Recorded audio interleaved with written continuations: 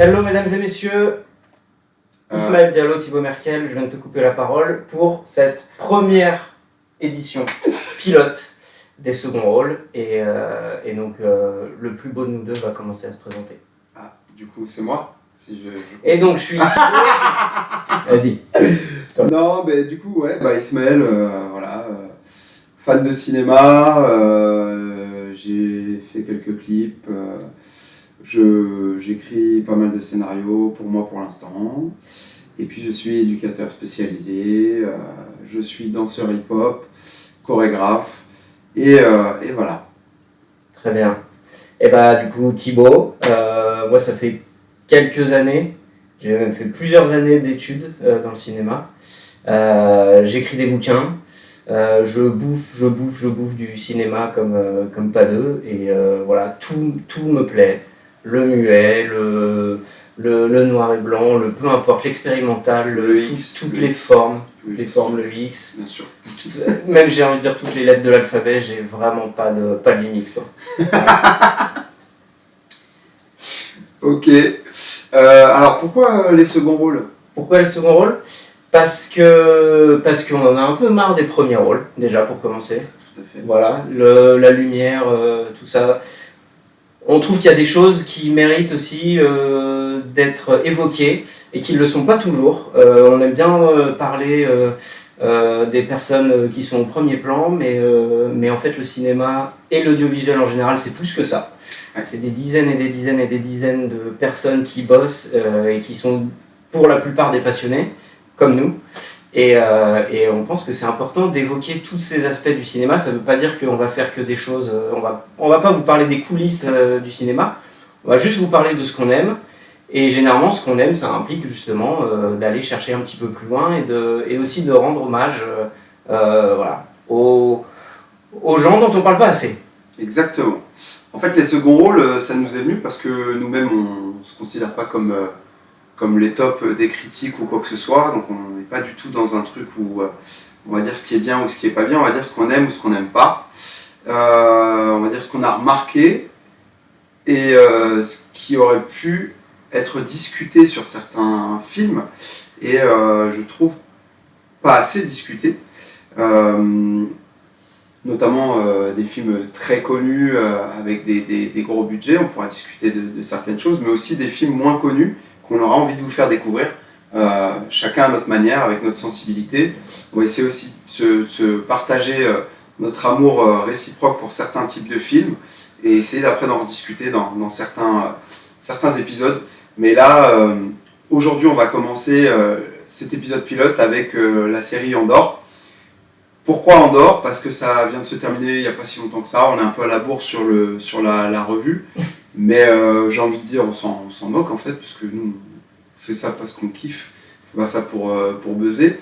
Et on avait beaucoup de choses à dire sur Andor, donc ce sera très bien comme épisode test. Et puis par la suite, on verra bien, mais en tout cas aujourd'hui, on commence avec Andor, petite revue à notre sauce de ce qui a pu se faire et ce qu'on a pu voir et ce qui a pu nous toucher. Voilà. J'ajouterais pourquoi Andor ? Parce qu'on est fatigué. Je savais que tu allais faire cette blague. Pardon. Je suis fatigué, je sors du travail, je suis fatigué, il faut que je me concentre. Et il y a Thibaut Merkel, mon meilleur pote, qui veut pas m'aider. C'est ça qui est relou aussi. Bon. Écoute, je vais t'aider, on va tout de suite rentrer dans le dur et on va juste dire que Andor, c'est la meilleure chose qui soit arrivée à Star Wars depuis des années. Depuis Rogue One. En fait. Tout simplement.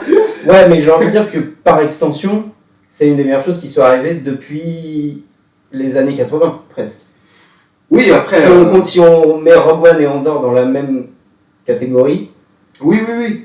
Moi, ce que je voulais dire par là, c'est que effectivement, ce qui a été fait entre-temps, c'est un peu compliqué. On va être amené à en parler. De toute façon, si on parle d'Andor, nous, on se connaît, on sait qu'on va un peu dériver.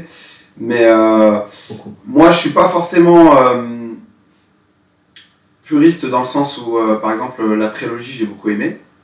Et je trouve qu'elle a une importance capitale dans toute l'articulation de la mythologie et du lore Star Wars. Donc après, il y a des soucis de réal, etc. Il n'y a pas de problème. Après, ils étaient précurseurs dans beaucoup de choses, donc il fallait leur laisser le temps. Si c'était refait maintenant, ce serait indifférent. Mais à l'époque, il faut aussi se dire que c'est un truc de fou de mettre en place une prélogie qui parle de politique. Et la politique pointue, c'est pas de la petite politique. Et quand ça a été développé aussi en BD ou en livre, on se rend compte qu'il y a encore plus pointu et que ça a amené vraiment un univers complet. Donc moi, je dirais que Rogue One et Andor, je mets aussi la prélogie avec, parce que je trouve que c'est quand même quelque chose de puissant qui est arrivé dans les années 90 du coup, et 2000. Mais après, je rejoins Thibaut, c'est quand même exceptionnel ce qu'ils ont réussi à faire, le courage qu'ils ont eu sur ces films et sur cette série. C'est à noter, voilà. Ouais. Alors après, c'était pas du tout... c'était pas un tacle envers les préquels quand je disais ça. Parce que là-dessus, toi et moi, on se rejoint. Je suis d'accord que... On va pas commencer par les préquels, mais tout ça pour dire que pour vous donner un peu un point de vue général, voilà, on n'est pas du tout des gros détracteurs des préquels, justement, parce que, en fait, malgré les défauts, on réussit à comprendre ce qu'a voulu faire George Lucas, qui est d'une ambition dingue, peut-être même tellement ambitieux que c'était parfait dans sa tête, mais que du coup, dans la réalité, c'est un petit peu plus compliqué. Les moyens techniques n'étaient pas encore assez élevés. Hein, ouais. Ouais, et puis même dans l'écriture, où il y a beaucoup de choses un petit peu qu'on peut critiquer, mais voilà, tout ça pour dire que nous, ce qu'on aime aussi dans Star Wars, c'est ce côté ambitieux, et où on nous montre aussi une civilisation, en fait. C'est ça qu'on a parfois tendance à oublier quand on se concentre trop sur des personnages, ou sur une famille, ou sur une dynastie. Ok, les Skywalker, on les aime, il n'y a pas de souci, mais... comme Disney qui a voulu se concentrer seulement sur ces choses-là, persuadé que c'était ces choses-là que les gens voulaient, alors qu'en fait, peut-être qu'en fait, on voulait justement, au lieu de restreindre, on voulait peut-être justement agrandir l'univers, parce qu'on est quand même sur une galaxie, donc il y a des milliards et des milliards et des milliards de choses à raconter. Et c'est là aussi où on raccroche sur Andor, où justement, Tony Gilroy, le showrunner de Andor, le mec, il a compris qu'il y a aussi toute une partie des fans de Star Wars qui ne veulent pas qu'on nous ressorte du Baby Yoda à tort et à travers, et peut-être que ce qu'on veut, c'est des choses nouvelles. Et c'est là où Andor a réussi à tirer clairement son épingle du jeu. Alors peut-être qu'on a tendance, en tout cas peut-être que pour ma part, j'ai tendance à en faire des tonnes dessus, parce que j'ai été hyper déçu par tout ce qui a été fait avant, niveau série, et niveau film de l'ère Disney. Donc peut-être que du coup, par comparaison avec toutes ces choses-là, Andor se retrouve vraiment dans le haut du panier, mais je pense vraiment qu'intrinsèquement, la série, elle a des très très très très grosses qualités, même quand on essaye un petit peu de prendre du recul par rapport à tout l'univers Star Wars, même en essayant de regarder d'un point de vue peut-être un peu moins de fanatique. Ouais. Je pense qu'il y a quand même des choses importantes et belles à faire ressortir de ça. Vous l'aurez deviné, on est fan de Star Wars, évidemment. Maintenant, on n'est pas que fan de Star Wars, mais c'est vrai que c'est quelque chose qui est très important, je pense, dans notre vie au niveau empreinte cinématographique, mais aussi scénaristique et même idée ou comment je pourrais appeler ça, sans dire religion, mais même pas croyance, mais philosophie. Moi, je trouve ça très enrichissant. Je trouve que c'est des films qui apportent une réflexion, pas tous, mais la plupart. Et effectivement, Andor, Andor, c'est peut-être arrivé à point nommé pour ceux qui ont connu Star Wars et qui deviennent matures, en fait, qui ont connu les Star Wars d'avant et qui, avec la maturité, ont besoin de voir plus de choses, plus intéressantes, comme disait Thibaut, d'aller du coup plus en profondeur dans les sujets, avec une capacité aussi psychique plus développée, donc de comprendre mieux ces choses que peut-être à une époque on n'aurait pas pu comprendre, parce qu'on était trop jeunes, mais que maintenant, quand on nous parle politique, quand on nous parle complot, quand on nous parle liberté, etc., là, qu'on peut se saisir, des choses dont on peut se saisir réellement maintenant, et qu'à une époque on ne pouvait pas parce que c'était trop nouveau, parce qu'on était trop jeunes. Et je trouve qu'en fait, ce qu'ont fait l'équipe, donc les réalisateurs, les scénaristes et tout, c'est nous prendre au sérieux. Nous dire à nous, en face, vous avez grandi et on va respecter ça. Ça plaira pas aux petits, ça plaira pas aux fans de la dernière heure, donc les derniers arrivés qui ont aimé la dernière trilogie par exemple.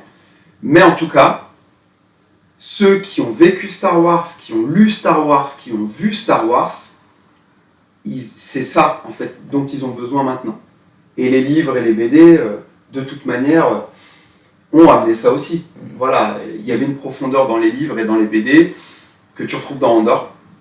Et effectivement, cette série, elle est énorme de par son courage, parce qu'en réalité, très peu de séries, même d'autres domaines, se penchent sur des problèmes de société.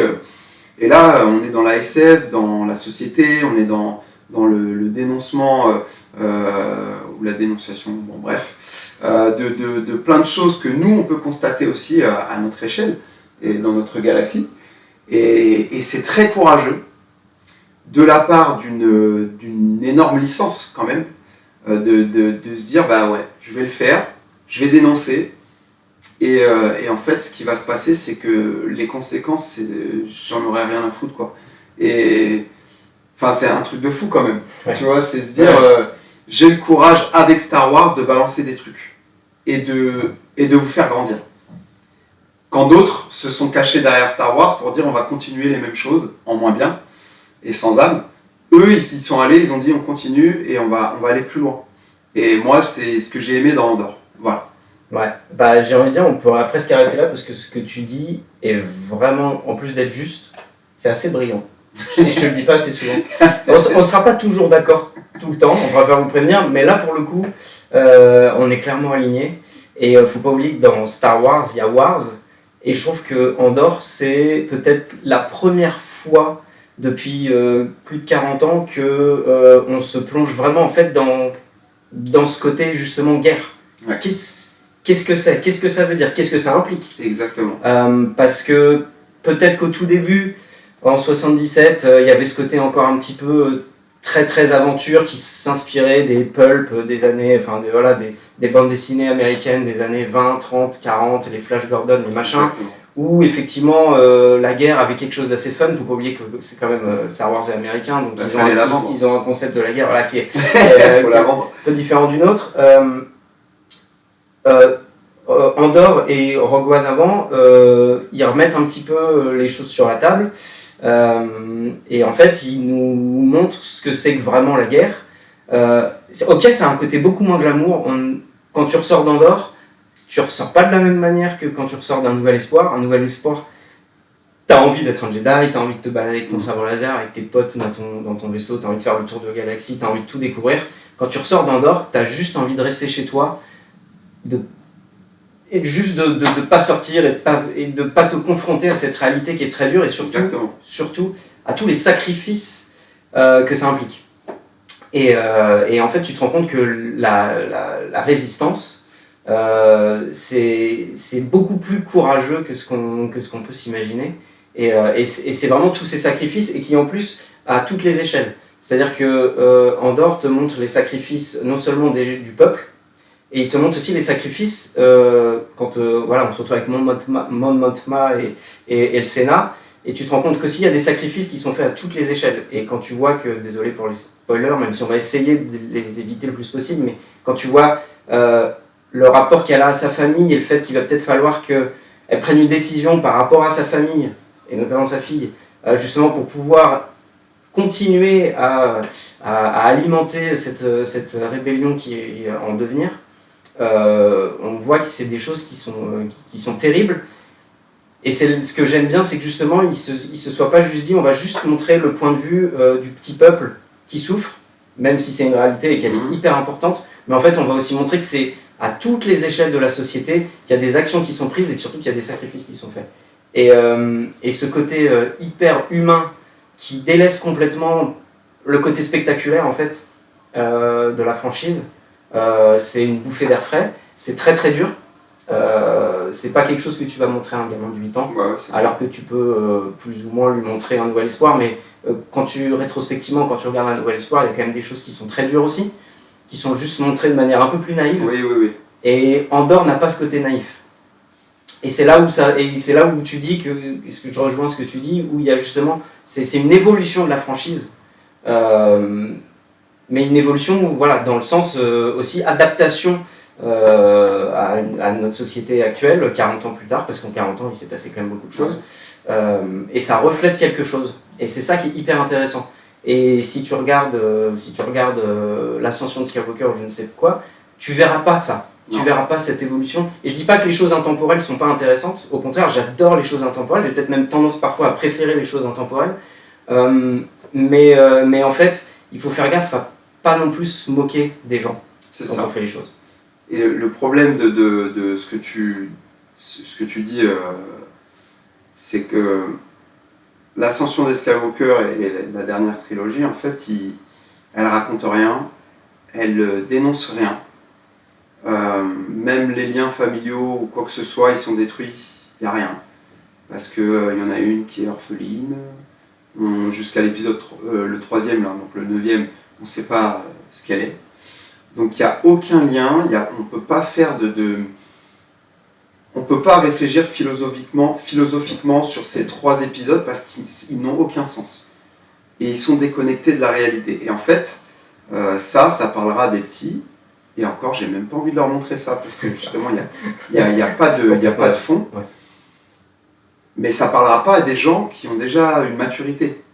Et donc, c'est pour ça que c'était compliqué de voir ces 3 épisodes. Moi, je voulais rebondir sur, quand tu as parlé de la famille de Mon Mothma, le génie de l'équipe, encore une fois, je dis l'équipe, parce que le réal, il est jamais tout seul, il faut arrêter de saucer que le réal et machin.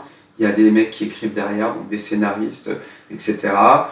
Et il y a la musique aussi qui est dingue. Tous ces gens-là ont participé au fait qu'il y a aussi les valeurs familiales, les liens familiaux qui sont beaucoup mis en avant dans Andorre, mine de rien, avec ne serait-ce que le personnage là, tu sais, moi les noms, alors je vous préviens d'avance. J'ai un très gros problème avec les noms des personnes, des personnages. Je n'arrive pas à enregistrer les noms. C'est pas un manque de volonté ou d'intérêt, c'est juste que j'ai un vrai souci de prénom et de chiffres. J'ai pas de mémoire sur ces choses-là. Mais tu sais, l'officier qui est rétrogradé et qui devient administrateur à un moment donné, on voit son lien familial avec sa mère. Donc il y a une situation familiale bien précise. D'une mère un peu trop, comment le dire, simplement sur son dos et à l'affût de sa moindre erreur et qui pardonne pas grand chose et qui lui permet pas d'être autonome, absence de père. On voit aussi la fille de Mon Mothma qui est dans le déni face à sa mère et qui refuse totalement son éducation parce que sa mère s'est détournée des préceptes de ses origines, de sa culture.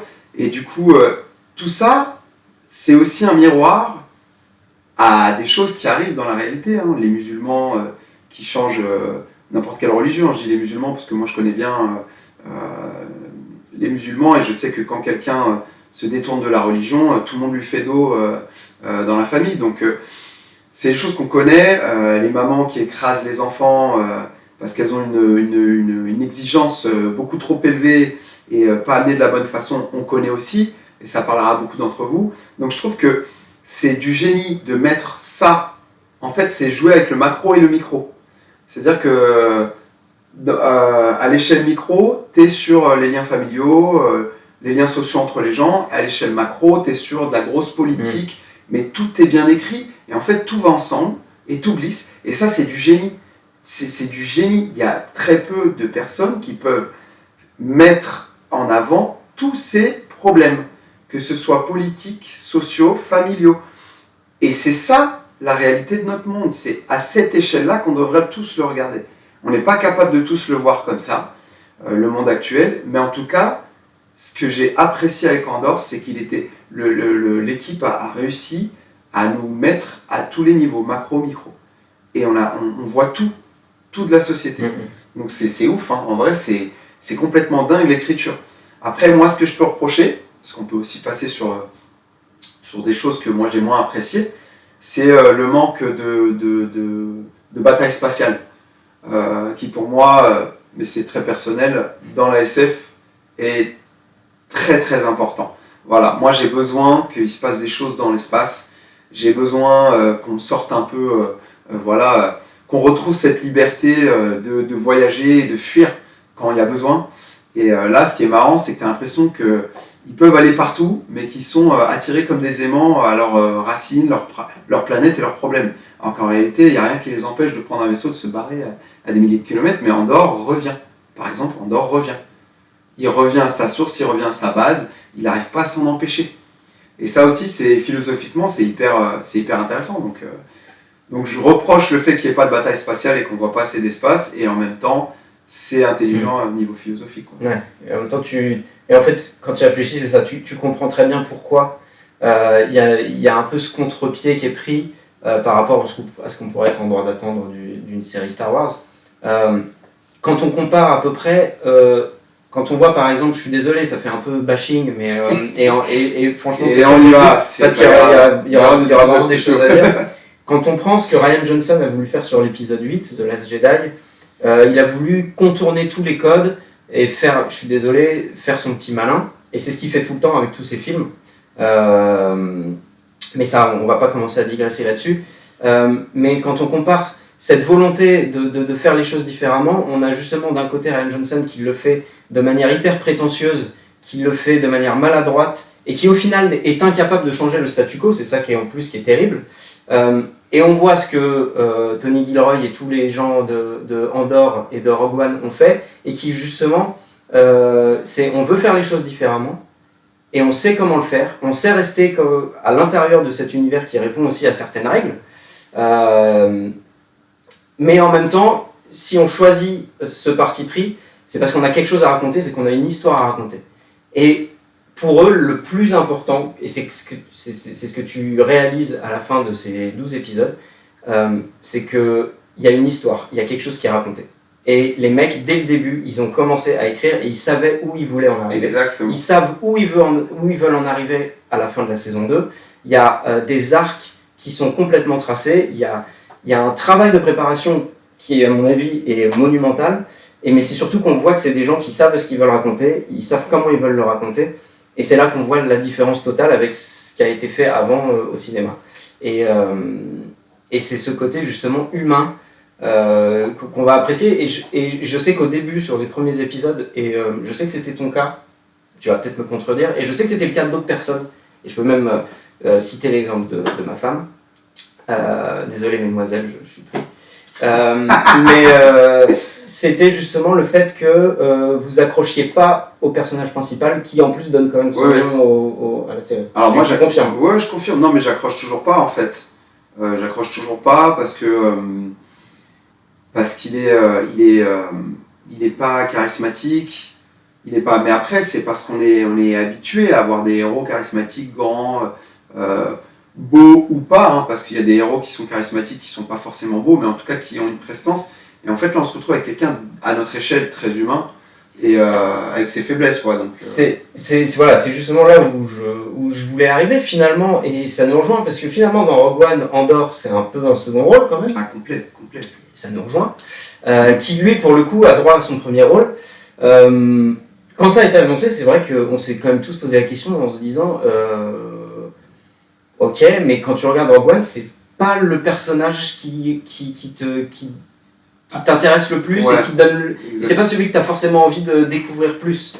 Quand tu vois Saw Gerrera par exemple, tu as envie d'avoir un film sur Saw Gerrera. Exactement, quand tu vois le personnage de Donnie Yen, mais bon, après c'est Donnie Yen, mais. Après, il y aura possiblement des films sur eux, ou des romans en tout cas, mais bon. Voilà, mais je trouve que, en partant quand même de ce postulat, au final, il y a une évolution du personnage qui est hyper intéressante, et je trouve que justement le fait qu'il commence presque avec un gros détachement par rapport justement au spectateur qui le regarde, qui comprend pas bien ce qu'il cherche, qui comprend pas bien où il veut aller, qui a quelque chose qui a un personnage hyper égoïste, qui sait pas se poser, enfin on a un peu l'impression de voir un mec qu'on n'arrive pas à comprendre, et je pense que c'est justement fait exprès justement de nous plonger tout de suite. on prend pas le personnage quand il a de sa naissance à sa mort, quoi. On le prend en plein tourbillon, en pleine tourmente, où le mec il est perdu dans sa vie. Et du coup, c'est un petit peu dur de raccrocher le wagon, mais en fait, quand on finit par comprendre où ils veulent nous emmener, et ben, je trouve qu'en fait, on finit par s'y prendre et par accepter que ce personnage, il a beaucoup d'imperfections, comme nous tous. Et c'est justement ça qui fait qu'à un moment donné, après 4-5 épisodes, on finit par se dire ok, je vois où vous voulez en venir, les gars. Il va mettre du temps à évoluer, il va mettre du temps à prendre des décisions, il va mettre du temps à se lancer dans cette rébellion. La preuve, il a mis quand même quasiment 12 heures à y arriver. 12 heures, je parle en termes de... Mais il est compris, quoi. En termes d'épisode. Mais justement, ça joue pas la carte de la facilité. Et c'est ça que moi j'apprécie. Parfois, il y a des gens qui veulent justement faire trop compliqué et ça se sent et on a juste envie de leur dire non, justement, on joue la carte de la simplicité. Là, pour le coup, c'est l'inverse. Mais c'est fait avec intelligence et une fois de plus, c'est fait avec une vraie volonté de nous amener quelque part. C'est pas juste pour nous balader. C'est parce qu'il y a un endgame, comme on dit. Alors, on le connaît tous plus ou moins parce qu'on sait qu'il va mourir à la fin de Rogue One. Mais justement, je trouve que on a beau connaître son destin, et ben ça ne nous empêche pas d'être investi dans ce qui se passe. Et après, mine de rien, quand on réfléchit, on se rend compte que Andor, il a quand même un temps d'écran qui est finalement assez faible, surtout pour quelqu'un qui prête son nom à la série. Et c'est là aussi où la série devient vraiment énorme. C'est dans justement tout ce qu'il y a autour de lui. Et ce qui nous a fasciné tout de suite avec Ismaël sur Rogue One, c'est quand ils sont allés pêcher dans Clone Wars et qu'ils ont commencé à montrer qu'en fait la rébellion, c'était pas juste une entité, un blob. En fait, non, c'est plein de petites factions. Exactement. Et qui sont pas toujours d'accord les unes entre les autres.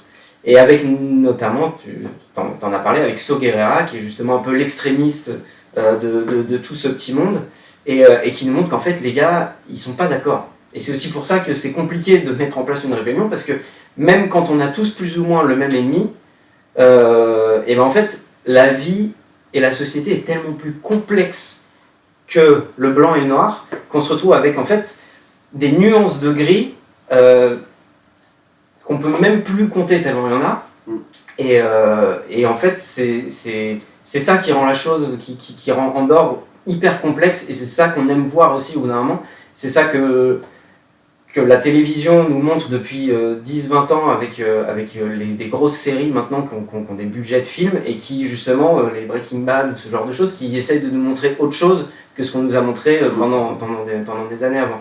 Et donc Andor, ça continue dans cette dans cette voie, mais justement en intégrant un univers hyper connu, qui est le plus connu du monde. Enfin, c'est comme la franchise la plus réputée au monde, Star Wars, et essayer d'appliquer tous ces codes hyper complexes à quelque chose qui jusqu'à présent paraissait parfois un peu simpliste, même si au final, quand on regarde ce que a voulu faire George Lucas, les choses sont pas aussi simples qu'elles en ont l'air. Mais peut-être que là, ça devient encore plus compliqué. Et en fait, je sais pas, moi c'est quelque chose qui me touche. Une fois de plus, je peux comprendre que des gens n'aient pas apprécié. Après, moi je pense même que c'est fait exprès en fait d'avoir pris Andor, parce que étant donné que c'est le moins charismatique de tout le Rogue One, parce qu'on va pas se mentir. Ouais, c'est vrai. Erso, Saw Gerrera, etc., ils sont tous beaucoup plus charismatiques que lui. Lui, il est clairement effacé dans le film, mais c'était pour laisser la place en fait à l'univers, plutôt que juste se reposer sur un mec charismatique qui allait tenir tout le film. Je pense que les mecs ont tellement des grosses couilles qu'ils se sont dit, tu sais quoi, on va faire une série avec le gars qui est le moins charismatique, afin de laisser la place à tout le reste. Et là, du coup, je rejoins ce que tu dis, c'est que comme ce personnage prend peu de place, c'est lui-même le second rôle de sa propre série. C'est ça qui est dingue. C'est qu'en fait, le premier rôle de la série, c'est la série elle-même. C'est l'univers qui est posé. C'est pas le personnage d'Andor.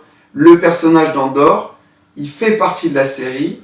Il a ce fil, ce fil d'Ariane, voilà, il tient le truc, mais c'est ce qui va arriver. Et lui, il y peut rien en fait. C'est pas genre, il a de l'importance. Il subit beaucoup de choses dans la série. Donc en fait, c'est pas lui le protagoniste. Lui, il suit ce qui se passe. Il essaye des choses, il rate.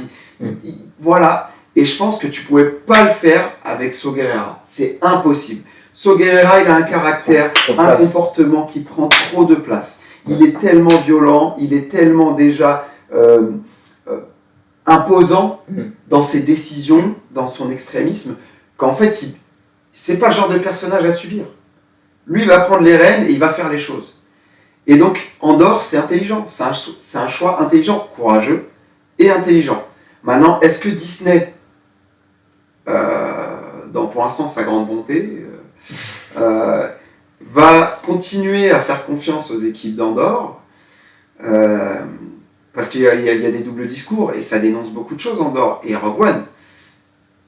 Est-ce qu'ils vont rester sur le premier degré et pas essayer de s'attaquer à tout ce qui se passe derrière en profondeur, un peu à la South Park? Ça veut dire que t'as le truc que tu vois dans South Park, c'est les gros mots, les machins, les trucs, et puis tu grattes un peu, et tu vois tout de suite qu'en fait la société américaine elle en prend plein la gueule, et que c'est tellement hardcore mais c'est tellement camouflé qu'en fait tu ne peux pas t'en rendre compte. Est-ce que Andor, ils vont réussir à camoufler autant? Je ne sais pas, mais pour l'instant ça balance de fou, hein. Enfin tu vois, si c'était pas de la SF et que c'était actuel, je pense que c'est une série qui se serait fait bâcher très rapidement. Et ça aurait pas été une série Disney surtout. Ouais, et puis politiquement, je pense que ça aurait sauté, quoi. Là, tu peux pas la sauter politiquement, puisque c'est sur une autre galaxie, donc... C'est ça qu'on aime dans la SF aussi, et c'est une partie de l'intérêt de la science-fiction depuis des décennies et des décennies, c'est que justement, c'est que tu peux raconter des choses et dire des choses dans un contexte différent, mais qui au final peuvent presque avoir plus de poids et peut-être toucher aussi plus de monde, ou en tout cas des cibles différentes. Voilà. Mais bon, on va pas revenir sur l'histoire de la science-fiction à travers le temps, mais aujourd'hui. Voilà. mais voilà. Pour finir sur le personnage même d'Andor, moi je trouve qu'il y a un truc que j'ai trouvé vraiment bien fait. C'est quand l'épisode justement où il s'évade de la prison, qui est peut-être le meilleur épisode de la série, qui est même sûrement le meilleur épisode de la série. Il y a beaucoup de séries ou beaucoup de films qui auraient fait de Andor le leader de cette mini-rébellion et qui l'aurait vu prendre les rênes et prendre le micro et parler aux centaines de prisonniers, etc. Et en fait, pas du tout. Ce que lui, il fait, et c'est là où en fait tu comprends ce qu'ils veulent faire avec ce personnage, c'est que ce ne sera jamais un personnage de premier plan, c'est ce que tu disais, ce sera toujours un personnage de second plan, comme nous. Un second rôle. Et en fait, ce qu'il fait, c'est qu'il pousse le personnage de Gollum, enfin le personnage d'Andy Serkis. Je voulais trop le dire, je me suis grave. Fais pas la note. Le personnage d'Andy Serkis. Il pousse Gollum. C'est Andor, il pousse ce personnage à devenir lui-même un leader. Exactement. Voilà. Et Andor, c'est pas un leader. Il le sera jamais, on le sait. Il le sait lui-même. Hein. Lui-même, il le sait. Il a les pétoches, c'est un Griezmann, quoi. C'est, pour ceux qui suivent le foot, c'est Antoine Griezmann. C'est, ouais, j'ai des capacités, je suis fort, j'ai des choses à proposer, mais franchement, je me sens pas de l'idée. Voilà. Voilà. Et là, et c'est là où tu te dis, ok, j'ai compris ce qu'il voulait faire, j'ai compris le personnage, j'ai compris où on allait, et surtout, je suis content de voir que vous prenez pas le pas et que vous faites pas ce que tout le monde attend ce que vous fassiez. Et qu'on a l'habitude de voir dans Star Wars. Star Wars, c'est quoi généralement? C'est des histoires d'élus. C'est le fils d'un tel, il a des pouvoirs, il est choisi, et pour le coup, Andor, c'est tout l'inverse. Ouais. C'est le mec et personne, il n'a pas été choisi, il se bat, il se bat mal, il se bat salement, il s'en prend plein la gueule, il sait pas où il va, il est parfois très lâche. Mais au final, il va essayer de survivre. En fait, voilà. Une fois de plus, on en revient toujours, c'est ce qu'on dit depuis tout à l'heure, mais J'ai trouvé que cet élément, c'était vraiment, on nous faisait enfin comprendre quelle était la place de ce personnage dans cet univers. C'est ça. Et, en fait, il fait ce qu'il peut avec ce qu'il a, un peu comme nous à l'heure actuelle. C'est-à-dire, Tu parles du setup, de la configuration de tout ce qu'on vient de faire, mais au sens plus large, en ce moment, il nous arrive des choses vraiment pas agréables. Point de vue liberté, point de vue économique, social, c'est très compliqué. Et on fait tous ce qu'on peut avec ce qu'on a. Et c'est peut-être aussi se dire, il y a du bon en chacun de nous. Se faire confiance aux autres, ça peut arriver. Il le faut. Tolérant, l'être aussi, parce qu'on n'est pas parfait. Personne n'est parfait. Il y a des moments où tu pourras avoir une belle réaction et des moments où tu es une grosse merde. Voilà. Et ça, Andorre, ça te le met bien devant toi. Et c'est très agréable, même si c'est effectivement un peu angoissant. Et je te rejoins quand tu dis on n'a pas trop envie de sortir ou de s'imaginer dans cet univers-là. On a plutôt envie de rester chez soi et se dire c'est pas si mal ici en fait. Quand il se fait attraper, et ça résonne vraiment, parce qu'avec toutes les manifestations qui s'est passées avec les Gilets jaunes, où il était interdit de manifester grâce à des petites techniques secrètes de ninjutsu avec les fichiers S, etc. notamment. En fait, c'était des moments où les gens se faisaient attraper dans la rue, se faisaient pas juger et prenaient des amendes et étaient emprisonnés, et etc., etc. Et en fait, quand moi j'ai vu cet épisode-là, je dis mais là, il parle de nous, en fait. Là. Et ça va nous arriver encore plus souvent que ce qu'on croit. Et c'est ça qui est terrible avec Andorre, c'est qu'en fait, c'est même plus que dystopique, puisque c'est pas du tout dans notre galaxie, mais en même temps, c'est quand même une petite dystopie qui est possible, en fait.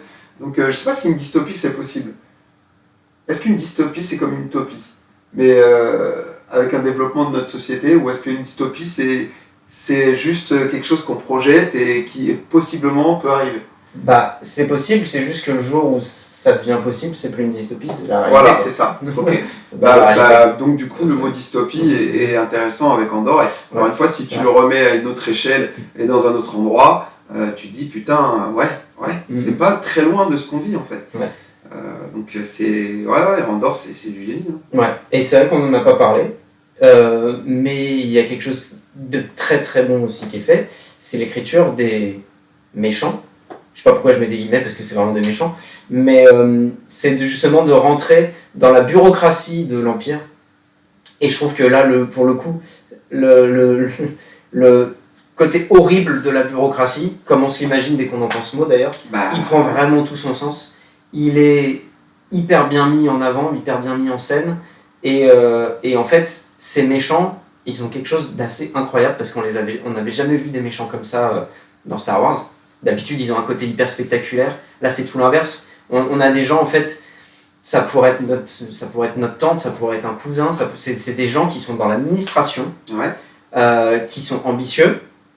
Ambitieux, ça peut être négatif comme ça peut être positif. Là, pour le coup, c'est négatif, bien sûr, mais on a des discussions autour d'une table entre plein de personnes haut gradées et qui en fait discutent juste de vie et de mort de gens, mais comme si c'était des Legos. Et en fait, c'est de la bureaucratie pure et dure où les gens sont des numéros. On parle plus de vie, on parle plus d'humain. Voilà. Et en fait, toutes ces choses-là qui avaient déjà été un petit peu mises en place par George Lucas, parce que mine de rien, le grand Moff Tarkin, etc., tous ces gars habillés en gris, avec... voilà. Il avait planté les gars. On avait déjà cette bureaucratie qui était présente. Là, on plonge encore plus dedans. Et on a ces deux personnages qui sont... On voit leur évolution, leur chute, leur ascension. Enfin, on les voit un peu dans tous leurs états. Et on voit que c'est des gens qui sont terribles. On tape dans le fascisme, quoi. Et en même temps, ils ont quelque chose de très réel. En fait, Marx écrivait un bouquin, il me semble bien que ce soit lui en tout cas, parce que je l'ai à la maison, mais j'ai un problème de mémoire. T'as retenu Marx déjà. Voilà, mais qui écrivait sur la domination via la bureaucratie, et c'est exactement ça. C'est comment dominer avec un État bureaucratique, mais développé au maximum. où toute décision est discutée, mais en même temps, tu as quand même moyen de ne pas respecter les règles en soudoyant, et c'est très actuel. C'est exactement ce qui se passe à l'Assemblée nationale, c'est exactement ce qui se passe en ce moment en France, et je pense partout ailleurs, parce que ce pas des Français qui ont écrit. Donc, et aux États-Unis, oui, depuis quelques années. C'est ça. Donc c'est fou d'avoir, comme on le disait, pu dénoncer à ce point-là des systèmes qui nous dirigent sans se faire attraper et taper sur les doigts. Mais c'est du génie, et c'est ça le cinéma. Pour moi, le cinéma et l'art en général, que ce soit la danse que je pratique, ou la peinture, ou le cinéma, etc., ça doit être fait pour aussi ce genre de choses.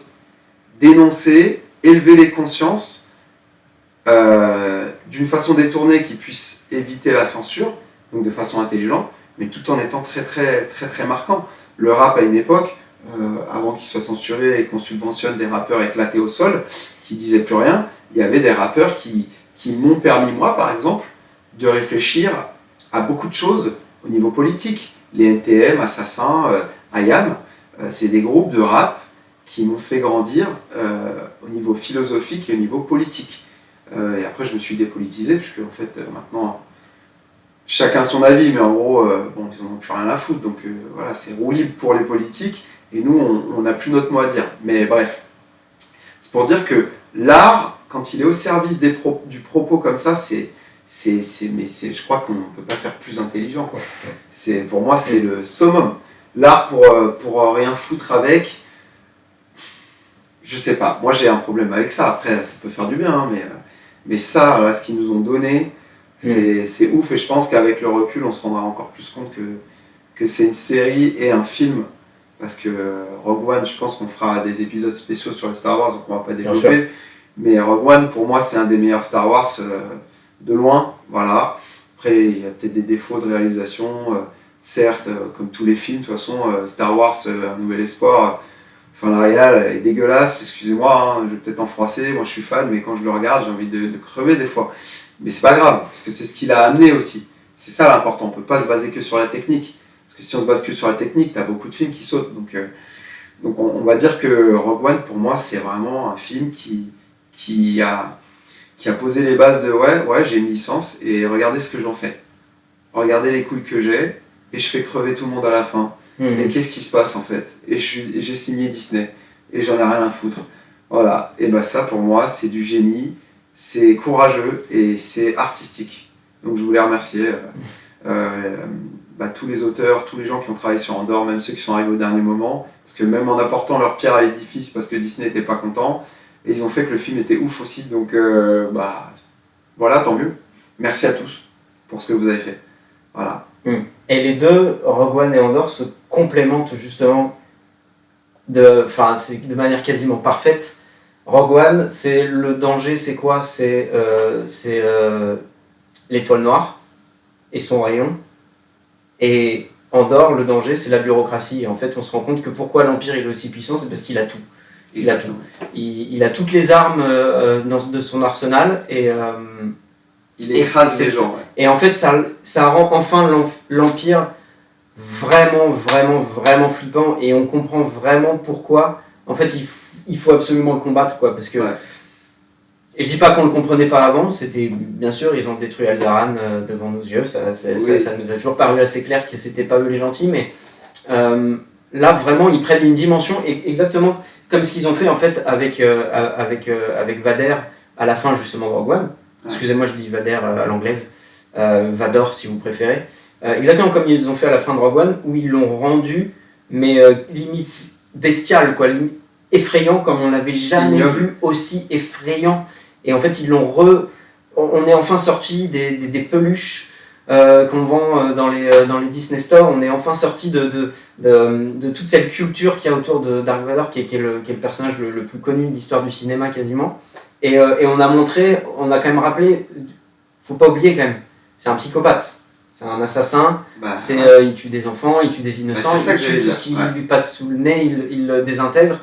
Et on nous l'a enfin rendu dangereux, on l'a enfin remis dans le contexte c'est juste le bras droit de la personne la plus Horrible. la plus horrible de la galaxie, Palpatine, qui la plus raciste, la plus tout ce que tu veux.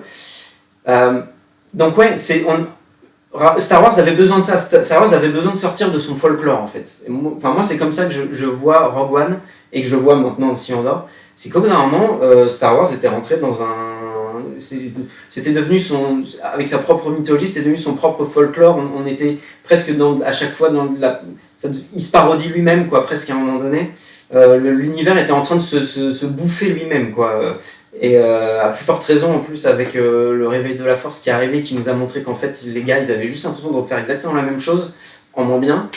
Et en fait on a besoin de ces films là et de ces séries là qui sont juste là pour nous montrer, et ça c'est ce qu'on dit depuis tout à l'heure, mais que en fait le monde est plus complexe qu'il en a l'air. Moi je trouve que justement George Lucas avec l'épisode 3 a bien planté les bases de Dark Vador quand même, parce qu'il est horrible. Il est horrible. Mm-hmm. Et ce qui est fou, alors c'est là où George Lucas aussi, il est pas tout seul. On dit George Lucas à chaque fois, mais il est pas tout seul, il y a du monde avec lui. Mais ce qui est fou avec ce qu'ils ont fait avec ce personnage d'Anakin, c'est qu'on part d'un petit garçon mignon et qu'on finit avec un mec qui tue des enfants en 3 épisodes. Non mais je sais pas si les gens se rendent compte. C'est-à-dire qu'on aurait pu rester sur un mec gentil, et en fait, il est devenu terrible.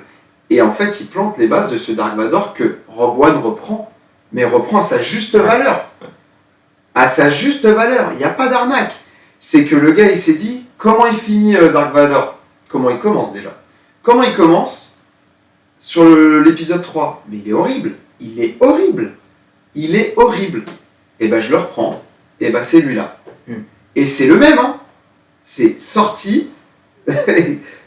Tu vois, enfin, en plus cette scène elle est terrible. On en reparlera quand on parlera de ces épisodes-là. Mais quand il se brûle et qu'il dit qu'il est son mentor et qu'il a de la haine dans les yeux, il est en train de mourir, il a tué sa femme.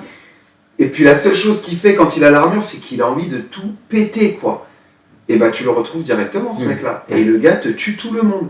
Et dans les BD, Clone Wars, etc. Pas Clone Wars. Dans la BD qui vient juste après Clone Wars, je sais plus, je l'ai en plus. Mais dans les tomes Dark Vador, en tout cas, tu le vois, hein, il est horrible. Il tue des Jedi à la pelle, il a aucune empathie. Le seul mec qui arrive à lui résister, c'est Boba Fett, c'est tout. Et sinon, il tue tout le monde. Et il n'a plus aucune âme. Et donc, c'est ce mec-là qu'on veut retrouver. Comme dit Thibaut, bah, on le retrouve là, à ce moment-là. Et le folklore, il s'effondre. C'est pas genre, ouais, Dark Vador, il est cool. Non, il est pas cool. Il est pas cool. Il fait peur. Il bute des gens. On parle de petits-enfants. C'est terrible de tuer des enfants quand t'es un Jedi en plus. Donc c'est encore pire. Donc ouais, franchement, ils ont respecté en fait le personnage tout simplement. Ils l'ont respecté. Et il y a une chose dont on n'a pas parlé, pour revenir à Andorre, on n'a pas parlé du fait aussi qu'on avait quand même un design qui en plus raccorde aussi avec ce qui a été fait avec Rogue One, qui raccordait déjà à la vision de Lucas, et en fait on est sur quelque chose qui est pas lisse, on est sur des décors qui sont en dur, on n'est plus sur le volume qu'utilisent toutes ces séries Mandalorian, Boba Fett, tout ça, où en fait tout est déjà intégré dans un volume et il tourne devant ça et ça rend les choses, c'est impressionnant techniquement. Visuellement, moi je suis pas embarqué parce que ça rend les choses très lisses, c'est clair. très lumineuse, mais pas dans le bon sens du terme, peu importe ce que ça veut dire. Mais on est sur des choses qu'on peut toucher en fait. On voit qu'on n'est pas sur quelque chose d'immatériel. Tout de suite, on peut sentir les briques, on peut sentir les murs. Et rien que le production design est hyper travaillé. Les vaisseaux, il n'y en a pas 150, mais ils ont quelque chose d'authentique. Exactement, d'authentique. Le mot est parfaitement trouvé. Et je trouve que ça, c'est peut-être quelque chose dont les gens ont un petit peu moins parlé. tout le monde, de ce que j'ai vu, les gens avaient tendance à justement beaucoup parler de ce qu'on a fait jusqu'à présent, juste de l'évolution, des arcs, de l'histoire. On a tendance à oublier que justement sur toute la partie design, la partie effets spéciaux, elle a quelque chose de beaucoup moins spectaculaire que ce à quoi on pourrait s'attendre. Et en fait, elle est beaucoup plus intelligente, beaucoup plus recherchée et peut-être même parfois, elle est presque discrète, peut-être que parfois ça va être un détail justement qu'on va pas remarquer, mais qui va tellement justement bien se fondre. Et en fait, je trouve que l'intelligence d'un bel effet, c'est pas forcément d'en mettre plein la vue, c'est l'inverse. C'est justement d'être tellement discret, d'être tellement bien intégré qu'on n'y fait pas gaffe. Et si on n'y fait pas gaffe, c'est qu'il est bien fait. Exactement. D'où les seconds rôles et l'importance des seconds rôles, les mecs. On fera un épisode là-dessus, évidemment. Mais ouais, comme disait Thibaut, que ce soit le design, la musique et les acteurs, en fait, il n'y a rien qui dépasse l'autre. Tout va ensemble en harmonie. Et c'est ce qui crée une immersion. Et quand les gens auront compris ça, ils arrêteront de nous mettre des acteurs éclatés au sol en second rôle et ils feront peut-être l'effort de vraiment travailler ça. Les décors, le second rôle, donc tous les personnages qui tournent autour, qui gravitent autour, la musique qui est discrète, qui ne prend pas une place de ouf. Non. Alors après, c'est anti-Star Wars en réalité ce qu'on est en train de dire, parce que la musique dans Star Wars, les épisodes de base, elle prend énormément de place et c'est ça qui te plonge aussi. Mais à l'époque, ils avaient moins de moyens techniques, ils avaient moins de choses pour te mettre en immersion. Donc la musique, elle faisait partie aussi de ce truc-là où ça te met dedans. Donc on ne peut pas leur en vouloir. Et en plus, nous, ça nous a permis de garder. En fait, dès qu'on entend la musique Star Wars, on a les décors. Mais là, en dehors, on aura les décors que parce que ça nous a marqué visuellement et au niveau impact philosophique et politique, en fait. Voilà. Et tu dis les décors, les costumes, très importants les costumes, et je pense que ça mériterait presque d'être étudié, analysé, mais je pense même qu'il y a quelque chose qui est raconté à travers justement les costumes, les objets. Il y a une vraie recherche. On n'est pas dans on n'a pas de caméo, on n'est pas dans les Easter eggs. Alors on peut toujours en trouver parce que évidemment, notamment dans la boutique. Principalement dans la boutique d'antiquité.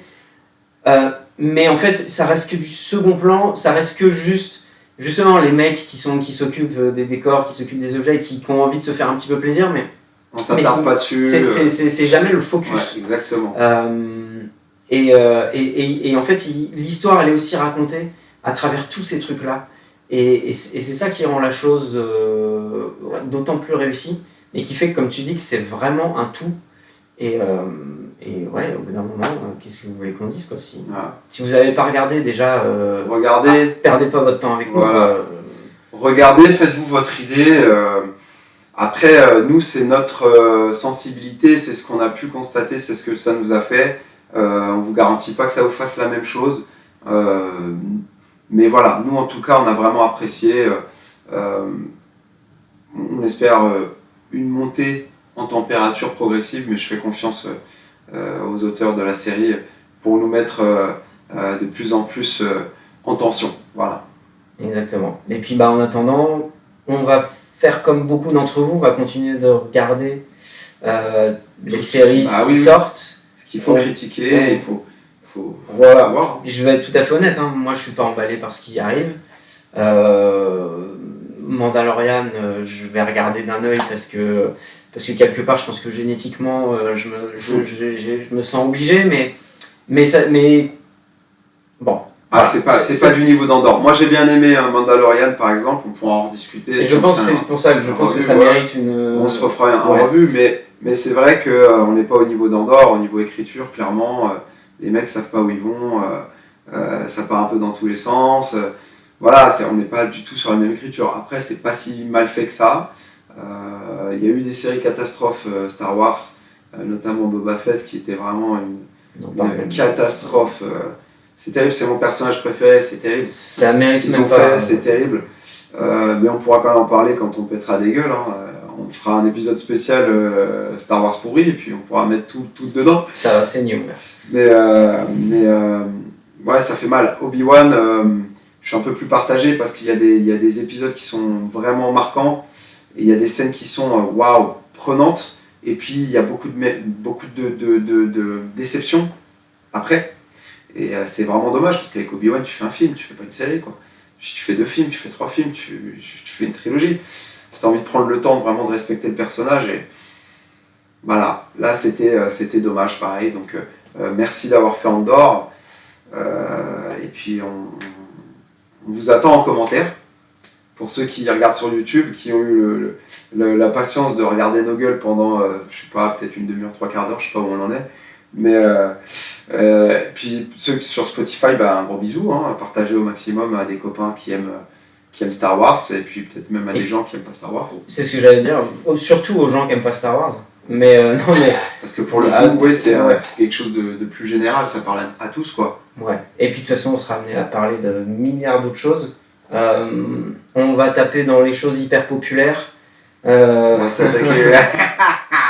Voilà. On va s'attaquer au MCU parce que en fait personne n'a les couilles de le faire et moi ça commence à me fatiguer. Voilà. Faut qu'on en parle. Donc je vous dirai pas comment, mais on va en parler. Exactement. Mais on va parler aussi de choses beaucoup moins populaires et c'était ce que tu disais en préambule. On va essayer aussi de parler de petites choses dont personne ne parle et de petits films qui valent vraiment la peine qu'on s'y attarde. Et on a hâte de vous faire découvrir tout ça. Aujourd'hui, on s'est juste contenté de Rogue One dans les grandes lignes. Ouais, on va en parler pour de vrai après. Hein. Voilà. Mais il y a encore des milliards de choses à raconter. Ouais.